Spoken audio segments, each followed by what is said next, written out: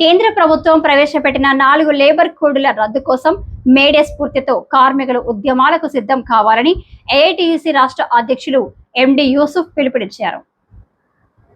బుధవారం సాయంత్రం గోదావరికని భాస్కరరావు భవన్లో Singareni collieries workers union RG1 branch general body సమావేశం జరిగింది. బ్రాంచ్ కార్యదర్శి రంగు శ్రీనివాస్ అధ్యక్షత జరిగిన ఈ సమావేశానికి యూసఫ్ ముఖ్య అతిథిగా హాజరై మాట్లాడారు. కేంద్ర ప్రభుత్వం రూపొందించిన 4 లేబర్ కోడ్లతో హక్కులను కోల్పోయి కార్మికులు కట్టు బానిసలుగా మారే ప్రమాదం ఉందని సూచించారు. కార్మిక వర్గానికి నష్టదాయకమైన ఈ లేబర్ కోడ్లను అమలు పరచమని కొన్ని రాష్ట్రాలు కేంద్రానికి తేల్చి చెప్పడం జరిగిందని అన్నారు. కానీ మన తెలంగాణ ప్రభుత్వం లేబర్ కోడ్లను వ్యతిరేకించకపోతుండడం దురదృష్టకరమని పేర్కొన్నారు. ఈ నేపథ్యంలో లేబర్ కోడ్లకు వ్యతిరేకంగా కార్మిక వర్గం ఉద్యమాలకు సిద్ధం కావాలని పిలుపునిచ్చారు.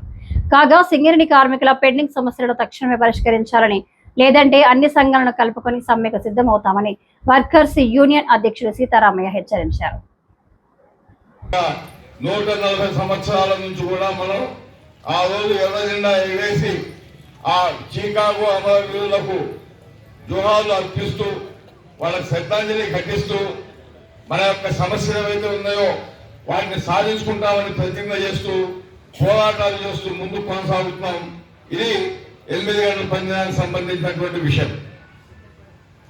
ఇకపోతే అనేక పోరాటాలు నిర్వహించాం. చాలా దేశాల్లో 10 గంటలు తగ్గినాయి. 10 గంటల పనిదినం వచ్చింది. 8 గంటల పనిదినం అయితే ఇంకా రాలే. 1917లో రష్యాలో కార్మిక రాజ్యం వచ్చింది. కార్మిక రాజ్యం వచ్చినప్పుడు దాని నాయకుడిగా ఉన్నటువంటి విఐ లెనిన్ ఫస్ట్ ఆయన డిక్లేర్ చేశాడు, మా దేశంలో కార్మికుడు 8 గంటలే పనిచేస్తాడు, 8 గంటల పనిదినాన్ని మేము అమలు చేస్తాం. ఇక మిగతా ప్రపంచంలో ఉన్న పెట్టుబడిదారు ప్రభుత్వాలన్నీ భయపడి మనం కూడా 8 గంటలు చేయకపోతే మన దేశంలో కూడా ఈ కార్మిక రాజ్యాలు వస్తాయేమో, మన అధికారాన్ని కోల్పోతామనే భయంతో చాలా దేశాల్లో 8 గంటలు చేశారు. కానీ మన దేశంలో మన స్వాతంత్రం వచ్చిందాక 8 గంటలు చేయలే. 9 గంటలు సాధించుకుందాం స్వాతంత్రం వచ్చే నాటికి. ఆ తర్వాత మన స్వతంత్రం వచ్చిన తర్వాత 8 గంటల పనిదినం వచ్చింది. కానీ అంతకుముందే భారతదేశంలో ఉన్నటువంటి కార్మిక వర్గం అనేక హక్కులను సాధించుకోవడం జరిగింది. ధర్నాలు చేశాం. కానీ ఆ సమస్యల పైన పరిష్కారం చేయడానికి ఇంతవరకు రాష్ట్ర ప్రభుత్వానికి డేట్ ఇవ్వడానికి కుదరటం లేదు. ఇప్పటికి 2-3 సార్లు ఇచ్చారు. నిన్న మొన్న మేము అక్కడే ఉన్నాం, ఏదో మీటింగ్ పెడతారు అని అంటే. నిన్నెవరో చనిపోయిన 2వ తారీఖు నాడైనా జరుగుద్దా జరగదా, జరగకపోతే ఇక స్ట్రైక్ నోటీస్ ఇచ్చడమే మార్గం అని చెప్పేసి అనుకున్నాం.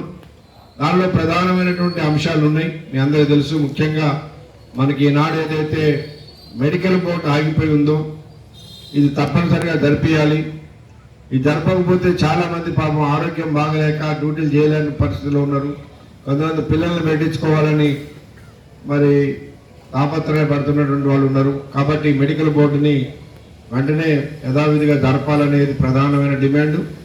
దాంతోపాటు ఈ మార్పేర్ల సమస్య ఉన్నది. కేసీఆర్ గారు మాట ఇచ్చిండు ఆనాడు, ఆయన అమలు చేయలేదు. రేవంత్ రెడ్డి గారు మాట ఇచ్చిండు, ఆయన అమలు చేయటం లేదు. కాబట్టి దాని మీద కూడా మనం చేయాల్సిన అవసరం ఉన్నది.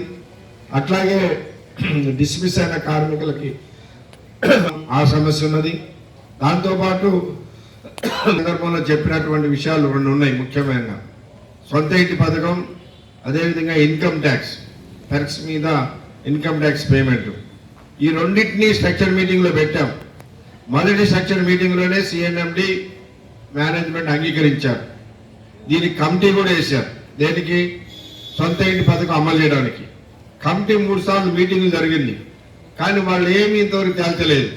స్థలం ఎట్లా ఇవ్వాలి, అసలు ఎట్లా ముందు అంటే అందరికీ ఒకేసారి ఇవ్వలేరు, అది మనకు కూడా తెలుసు.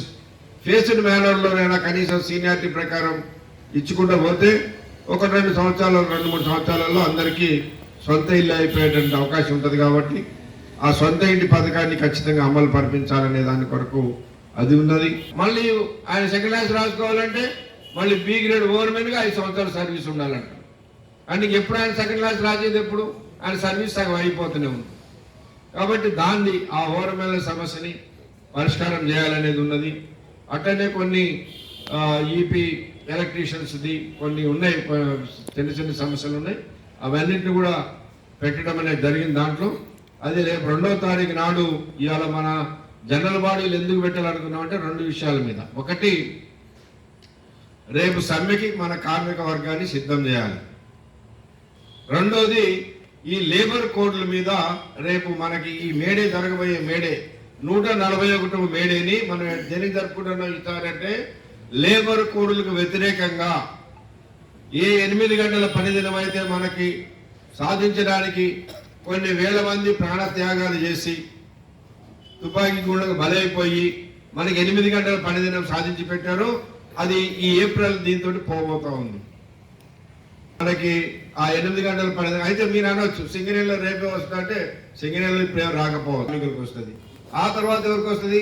సర్ఫేస్ కార్మికులకు వస్తుంది. ఆ తర్వాత ఎవరికి వస్తుంది అంటే అండర్ గ్రౌండ్ కార్మికులకు వస్తుంది. తప్పది ఇది. ఈ లేబర్ కోడ్లు కనుక అమలైతే ఖచ్చితంగా మనం చూస్తాం 10 గంటల పని దినం చేయాల్సి వస్తుంది. ఇంకా ఈ సమావేశంలో ఏఐటియుసి సిపిఐ నాయకులు కొరిమి రాజ్ కుమార్, మడ్డి ఎల్లాగౌడ్, గోసిక మోహన్, ఎంఏ గౌస్, బిటి వెంకటేశ్వర్లు, తొడుపునూరి రమేష్ కుమార్, పడాల కనకరాజు, బూడిద మల్లేష్, చెప్పాల మహేందర్ రావు, మీసాల మల్లయ్య, కోడూరి మునీందర్, జైపాల్ రెడ్డి తదితరులు పాల్గొన్నారు.